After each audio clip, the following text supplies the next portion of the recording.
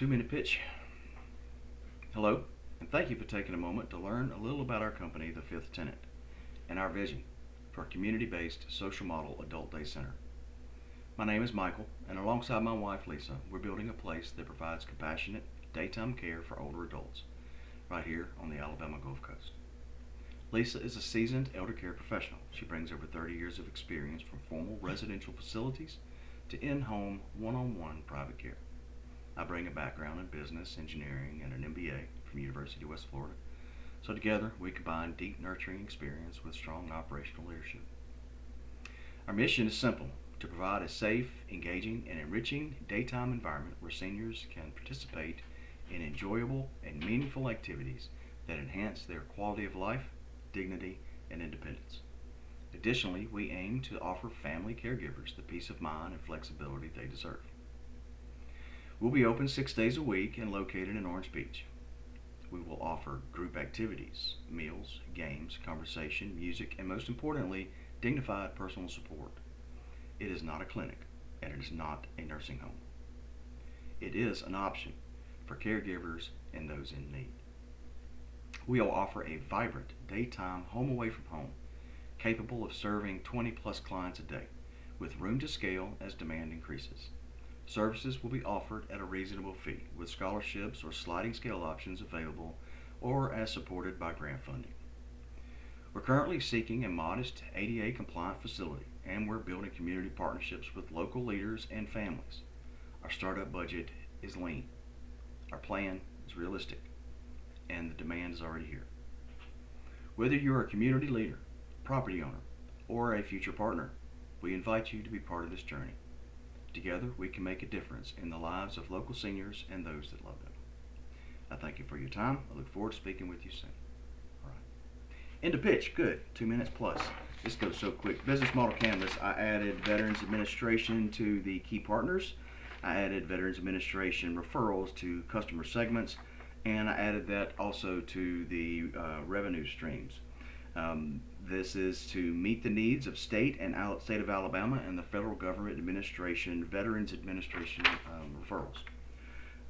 I added key resources. I added a transportation device, HDA compliant vehicle or van. We're going to need that because a lot of people are not going to come unless we come get them. Cost structure, key metrics, client acquisition cost, cost per client per day, staff to client ratio, and fixed cost fluctuations. I added another one. That's the days of cash on hand. I think we're going to need to have at least 90 days cash on hand to cover expenses. That's how I operate my personal bank account, and I think that works well. We're going to try to carry that model forward in our business. All right, business model analysis for this week.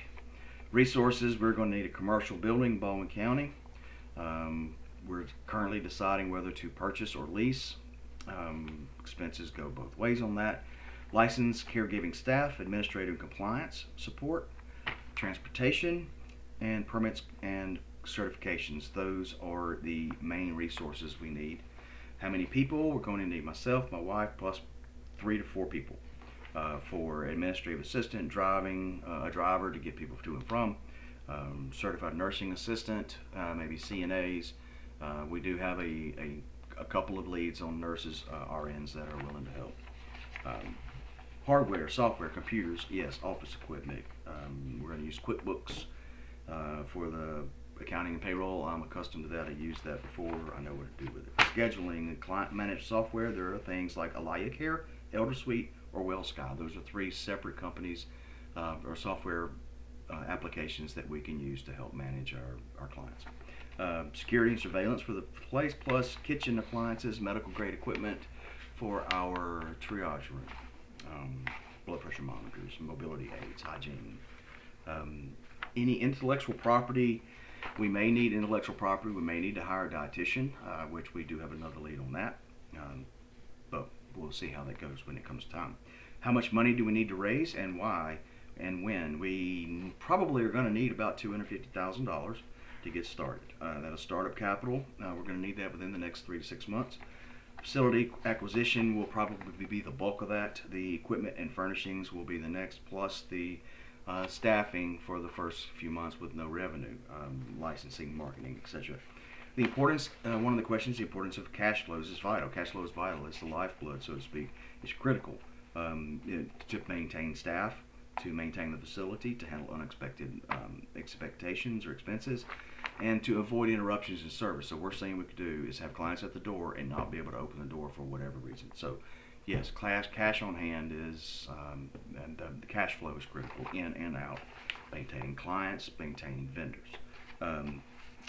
When do we get paid versus when do others get paid? Our clients will hopefully pay us. The self-pay will be at the door, and hopefully within a week, month, maybe even later, depending on how long. I don't know how long the government would take to pay. 30 days, I'm estimating. So we'll look at 30-day probably accounts receivables. Employees will be paid weekly, bi-weekly. I'm not sure how we're going to do that yet, whichever one works. As owners, my wife and I will probably defer any income until we're operational and making a cash flow positive net income. Expense model is fixed plus variable cost, meaning we're going to have fixed costs. We can't afford that. We're going to have a building. We can't do anything without the building. Insurance and licenses and medical supplies and all these different things that we're going to have that are fixed costs, plus variable costs that will be driven by the number of clients we have. Food, the amount of toiletries and resources that are consumed during the day to care for one client. Key financial metrics: cost per client per day, staff to client ratio, monthly fixed operating costs, and client acquisition costs. How much is it going to cost us to get people in the door? The last one I added is the days of cash on hand. I think we need 90.